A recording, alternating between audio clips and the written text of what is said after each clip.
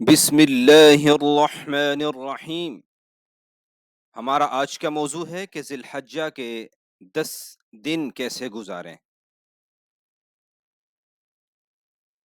ہم آپ کو العارف اسلامک وائس چینل میں خوش آمدید مرحبا کہتے ہیں۔ ذی الحجہ میں 10 دنوں کے اندر کیے گئے نیک اعمال اللہ تعالیٰ کو سب سے زیادہ محبوب ہیں اور اچھے لگتے ہیں۔ اللہ تعالیٰ نے ان ایام کی قسم اٹھائی، اور کسی بھی چیز کی قسم اٹھانا اس بات کی اہمیت، فضیلت اور اس کے عظیم نفع مند ہونے کی نشانی ہے۔ اللہ سبحانہ و تعالی نے اس کی قسم اٹھاتے ہوئے فرمایا والفجر ولیال عشر، قسم ہے فجر کی اور 10 راتوں کی۔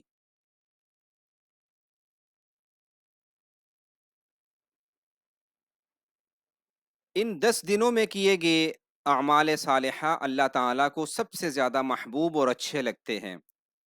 صحابہ رضی اللہ عنہم نے عرض کیا کہ یا رسول اللہ، کیا اللہ تعالیٰ کے راستے میں جہاد سے بھی زیادہ اچھے لگتے ہیں؟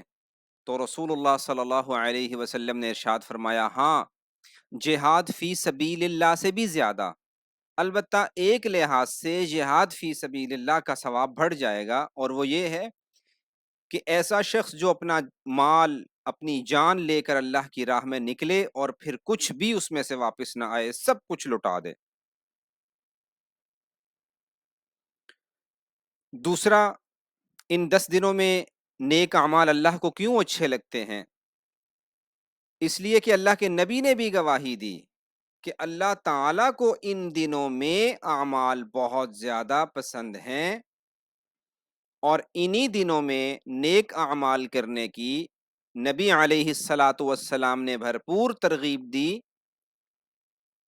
نبی علیہ السلام نے ان ایام میں زیادہ سے زیادہ حمد و ثنا، سبحان اللہ، الحمد للہ، اللہ اکبر، تکبیریں پڑھنے کا حکم دیا، جیسا کہ عبداللہ بن عمر رضی اللہ تعالی عنہما کہتے ہیں کہ نبوی ارشاد ہے کہ اللہ تعالیٰ کے ہاں ان 10 ایام سے عظیم ایام اور دن کوئی نہیں ہے، اور نہ ہی ان میں کیے گئے اعمال کے علاوہ کوئی اور اعمال اللہ کو زیادہ محبوب ہیں۔ لہذا ان ایام میں لا الہ الا اللہ اور تکبیریں، یعنی اللہ اکبر کثرت سے پڑھا کرو، اور اللہ تعالیٰ سے اس کی حمد و ثنا کثرت سے کیا کرو۔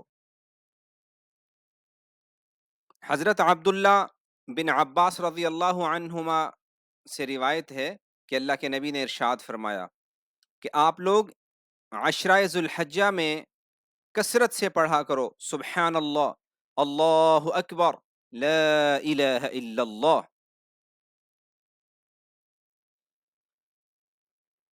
ان ایام کی فضیلت اس وجہ سے بھی ہے کہ اس عشرہ میں یوم عرفہ بھی آتا ہے، اور یہ ایک ایسا دن ہے جسے یوم شہود بھی کہا جاتا ہے، جس میں اللہ سبحانہ و تعالی نے اپنے دین کو مکمل کر دیا، اور اس دن کا روزہ رکھنے سے 2 برس کے گناہ معاف ہو جاتے ہیں۔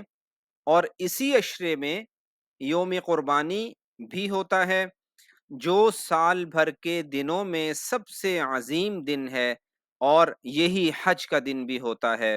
اسی عشرے میں حج کا دن بھی آ جاتا ہے۔ ان دنوں میں ایسی ایسی عبادات، اطاعات اور فرما برداری سب کچھ اکٹھا ہو جاتا ہے۔ یہ سب چیزیں ایسے اکٹھی ہو جاتی ہیں جو اور دنوں میں نہیں ہوتی، اور اسی عشرہ میں قربانی اور حج کے ایام آ جاتے ہیں۔ اب ذو الحجہ کے ان 10 دنوں میں مسلمان کو کیا کام کرنے چاہیے؟ روزے رکھنے چاہیے۔ 9 ذی الحجہ کا روزہ رکھنا سنت ہے۔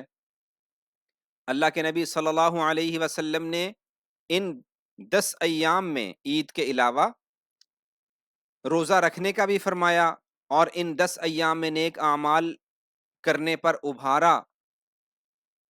روزہ رکھنا ویسے ہی بڑا افضل کام ہے، اور حدیث پاک میں آتا ہے کہ ابن آدم کے سارے اعمال اس کے اپنے لیے ہیں لیکن روزہ نہیں، کیونکہ وہ روزہ میرے لیے ہے، میں ہی اس کا اجر و ثواب دوں گا۔ یہ بخاری شریف کی روایت ہے، اور خود نبی علیہ الصلاۃ والسلام 9 ذی الحجہ کا روزہ رکھا کرتے تھے۔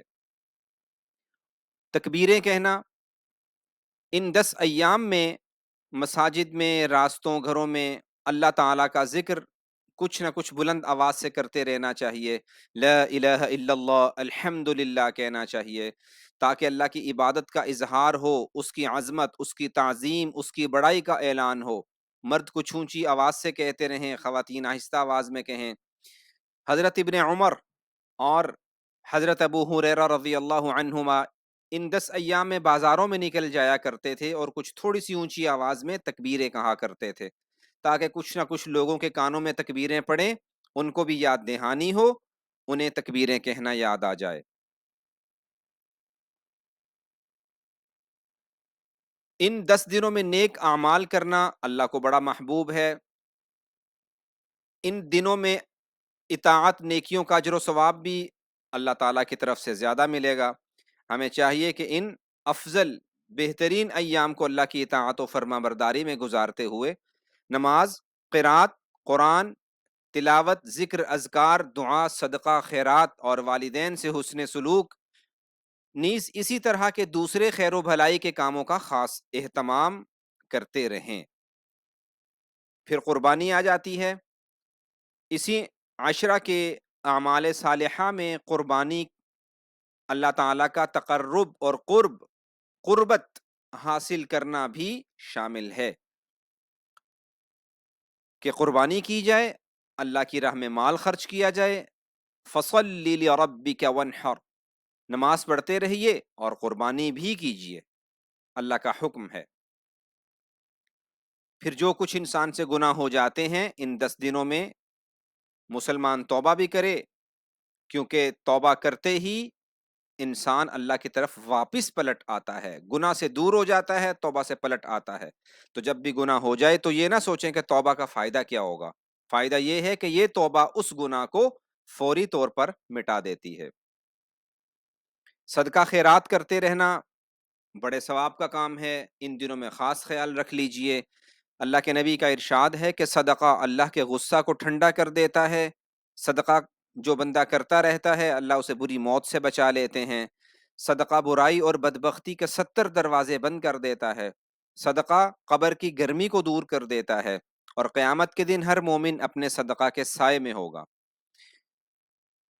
پھر عید کی رات میں عبادت کا الگ سے ثواب ملتا ہے۔ اللہ کے نبی صلی اللہ علیہ وسلم نے ارشاد فرمایا، جو شخص دونوں عیدوں کی رات اللہ تعالیٰ سے ثواب کی امید رکھتے ہوئے عبادت کرتا ہے، اس کا دل اس دن مردہ نہیں ہوگا جس دن لوگوں کے دل مردہ ہو جائیں گے، یعنی قیامت کے دن لوگوں کے دل خوف کی وجہ سے، دہشت، وحشت کی وجہ سے مردہ ہو چکے ہوں گے، لیکن ایسے لوگوں کے دل اس دن بھی زندہ رہیں گے۔